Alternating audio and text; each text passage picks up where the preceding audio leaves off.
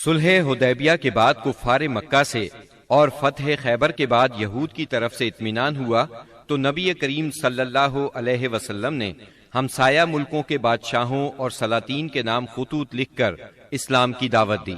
آپ نے روم کے بادشاہ قیصر، مصر کے شاہ مقوقس، شام کے غسانی بادشاہ حارث بن ابی شمر، یمامہ کے حاکم حوزہ اور عمان کے حاکم کے پاس اپنے سفیروں کے ذریعے سے دعوتی خطوط ارسال فرمائے۔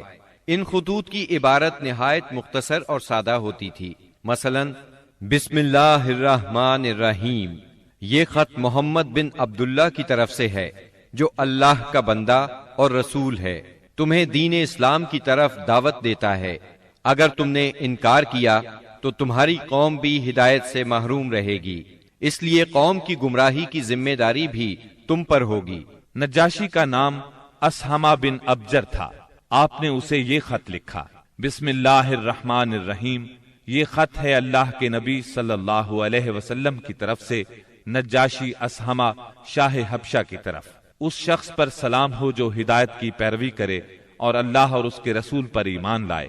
میں شہادت دیتا ہوں کہ اللہ وحدہ لا شریک کے سوا کوئی عبادت کے لائق نہیں، اس نے کسی کو اپنی بیوی بنایا نہ لڑکا، اور میں اس کی بھی شہادت دیتا ہوں کہ محمد اس کا بندہ اور رسول ہے، اور میں تمہیں اسلام کی دعوت دیتا ہوں کیونکہ میں اس کا رسول ہوں، لہٰذا اسلام لے آؤ، سلامت رہو گے۔ اے اہل کتاب، ایک ایسی بات کی طرف آؤ جو ہمارے اور تمہارے درمیان برابر ہے، وہ یہ کہ ہم اللہ کے سوا کسی اور کی عبادت نہ کریں، اس کے ساتھ کسی کو شریک نہ ٹھہرائیں، اور ہم میں سے بعض کو اللہ کے سوا رب نہ بنائے۔ پس اگر وہ منہ موڑیں تو کہہ دو کہ گواہ رہو ہم مسلمان ہیں۔ اگر تم نے یہ دعوت قبول نہ کی تو تم پر اپنی قوم کے نصارہ کا گناہ ہوگا۔ یہ خط آپ نے سیدنا عمرو بن امیہ زمری رضی اللہ عنہ کے ہاتھ 6 ہجری کے اخیر یا 7 ہجری کے شروع میں روانہ کیا۔ نجاشی کو جب یہ خط ملا تو اس نے آنکھوں سے لگایا، تخت سے اتر آیا اور سیدنا جعفر رضی اللہ عنہ کے ہاتھ پر اسلام قبول کر لیا۔ نبی صلی اللہ علیہ وسلم کو اپنی بیعت کے متعلق خط لکھا اور ام المؤمنین ام حبیبہ بنت ابی سفیان رضی اللہ عنہا کی شادی نبی صلی اللہ علیہ وسلم سے کر دی اور انہیں اپنی طرف سے 400 دینار مہر دیا۔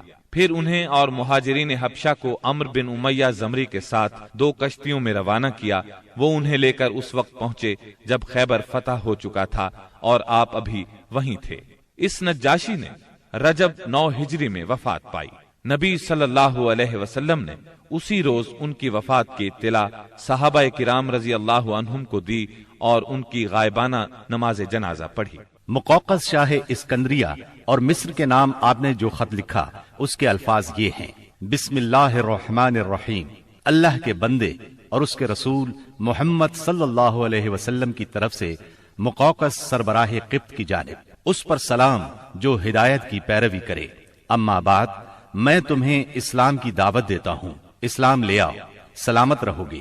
اسلام لے آؤ، اللہ تمہیں دوہرا اجر دے گا، لیکن اگر تم نے منہ موڑا تو تم پر اہل قبط کا بھی گناہ ہوگا۔ اور اے اہل کتاب، ایسی بات کی طرف آؤ جو ہمارے اور تمہارے درمیان برابر ہے، وہ یہ کہ ہم اللہ کے سوا کسی کی عبادت نہ کریں اور اس کے ساتھ کسی کو شریک نہ ٹھہرائیں، اور ہم میں سے بعض کو اللہ کے سوا رب نہ بنائے۔ پس اگر وہ منہ موڑیں تو کہہ دو تم گواہ رہو کہ ہم مسلمان ہیں۔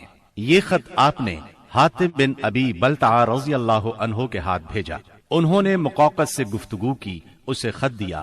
مقوقس نے ان کی عزت افزائی کی اور خط کو ہاتھی دانت کے ڈبے میں رکھ کر اس پر مہر لگائی اور اسے محفوظ کر لیا، اور نبی صلی اللہ علیہ وسلم کو جواب لکھا اور اس میں اقرار کیا کہ ایک نبی باقی رہ گئے ہیں اور میں سمجھتا تھا وہ ملک شام سے نکلیں گے۔ بس اس نے یہ جواب دیا، مسلمان نہیں ہوا۔ تحفے میں سیدہ ماریہ اور سیدہ سیرین رضی اللہ عنہما 2 لونڈیاں بھیجی۔ ان دونوں کا قبط میں بہت مقام تھا۔ کچھ کپڑے اور ایک خچر بھی ہدیے کے طور پر بھیجے۔ اس خچر کا نام دلدل تھا۔ نبی صلی اللہ علیہ وسلم نے ماریہ کو اپنے لیے منتخب فرمایا اور سیرین کو سیدنا حسان بن ثابت رضی اللہ عنہ کے لیے ہبہ کر دیا۔ خچر کو بھی آپ نے اپنی سواری کے لیے پسند فرمایا۔ آپ نے ایک خط شاہ فارس خسرو پرویز کے نام لکھا۔ آپ نے اسے لکھا، بسم اللہ الرحمن الرحیم، محمد رسول اللہ صلی اللہ علیہ وسلم کی طرف سے کسرا والی فارس کی جانب، اس شخص پر سلام جو ہدایت کی پیروی کرے اور اللہ اور اس کے رسول پر ایمان لائے اور گواہی دے کہ اللہ کے سوا کوئی عبادت کے لائق نہیں، وہ تنہا ہے، اس کا کوئی شریک نہیں، اور محمد صلی اللہ علیہ وسلم اس کے بندے اور رسول ہیں۔ میں تمہیں اللہ کی طرف بلاتا ہوں کیونکہ میں تمام انسانوں کی جانب اللہ کا بھیجا ہوا ہوں، تاکہ جو شخص زندہ ہے اسے انجام بد سے ڈرایا جائے اور کافروں پر حق بات ثابت ہو جائے، یعنی حجت تمام ہو جائے۔ بس تم اسلام لے آؤ، سالم رہو گے، اگر اس سے انکار کرو گے تو تم پر مجوس کا گناہ بھی ہوگا۔ یہ خط آپ نے سیدنا عبداللہ بن حذافہ سہمی رضی اللہ عنہ کے ذریعے بھیجا اور انہیں حکم دیا کہ اس کو عظیم بحرین کے حوالے کر دیں اور سربراہ بحرین اسے کسرا کے حوالے کرے گا۔ جب یہ خط کسرا کے سامنے پڑھا گیا تو اس نے خط کو پھاڑ ڈالا اور کہا، میری رعایا میں سے ایک حقیر غلام اپنا نام مجھ سے پہلے لکھتا ہے۔ رسول اللہ صلی اللہ علیہ وسلم کو اس کی خبر ہوئی تو آپ نے فرمایا، اس نے میرے خط کو پھاڑا، اللہ اس کی بادشاہت کو پارا پارا کرے۔ اور پھر وہی ہوا جو آپ نے فرمایا تھا، چنانچہ اس کے لشکر نے رومیوں کے مقابلے میں بدترین شکست کھائی۔ پھر خسرو کے بیٹے شیرویہ نے اس کے خلاف بغاوت کی، اسے قتل کر دیا اور خود بادشاہ بن بیٹھا۔ اس کے بعد وہاں ٹوٹ پھوٹ کا ایک سلسلہ چل نکلا، یہاں تک کہ سیدنا عمر فاروق رضی اللہ عنہ کے دور میں اسلامی لشکر نے اس ملک کو فتح کیا اور یہ بادشاہت ہمیشہ کے لیے ختم ہو گئی۔ آپ نے ایک خط حارث بن ابی شمر غسانی کے نام لکھا، یہ قیصر کی طرف سے دمشق کا امیر تھا۔ اس کے نام آپ نے جو خط لکھا وہ یہ تھا، بسم اللہ الرحمن الرحیم، محمد رسول اللہ صلی اللہ علیہ وسلم کی طرف سے حارث بن ابی شمر کی طرف، اس پر سلام جو ہدایت کی پیروی کرے اور اللہ پر ایمان لائے اور تصدیق کرے۔ میں تجھے دعوت دیتا ہوں کہ اللہ وحدہ لا شریک پر ایمان لیا، تیرے لیے تیرا ملک باقی رہے گا۔ آپ نے یہ خط قبیلہ اسد بن خزیمہ سے تعلق رکھنے والے ایک صحابی شجاع بن وہب اسدی رضی اللہ عنہ کے ہاتھ بھیجا۔ حارث کو خط ملا، پڑھ کر بولا، کون ہے جو مجھ سے میرا ملک چھینے گا؟ اس کے بعد اس نے مسلمانوں سے جنگ کی تیاری شروع کر دی اور شجاع بن وہب اسدی رضی اللہ عنہ سے کہا، جو کچھ دیکھ رہے ہو اپنے صاحب کو اس کی خبر کر دینا۔